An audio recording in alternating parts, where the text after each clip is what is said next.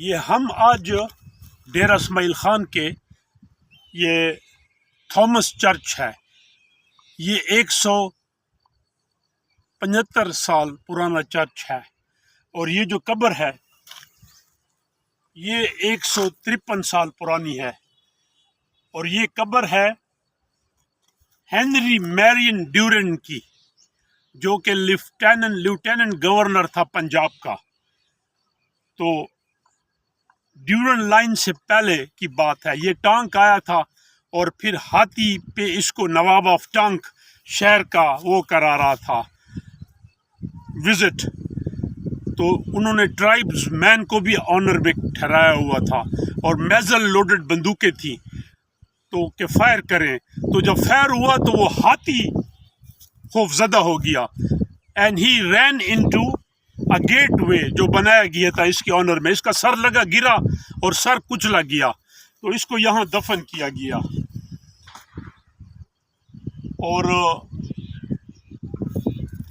یہ جو ڈیورنڈ ہے، یہاں پہلے بہت لوگ آتے تھے. اب چونکہ آرمی کی اور یہ جو ٹیررزم ہوا اس کی وجہ سے کینٹ بڑے ریسٹرکٹڈ ہو گئے، لیکن مجھے یاد ہے کہ بڑے بڑے لوگ اس قبر کو دیکھنے آتے تھے، انکلوڈنگ فارنرز. اور یہ ہنری میرین ڈیورنڈ مارٹیمر ڈیورنڈ کا باپ تھا. لوگ اس کو وہ سمجھتے ہیں، وہ نہیں ہے، یہ اس کا باپ تھا.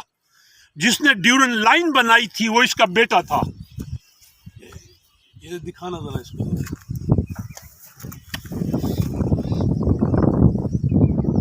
Lieutenant Governor of the Punjab, born 15th November and died 1st January 1871.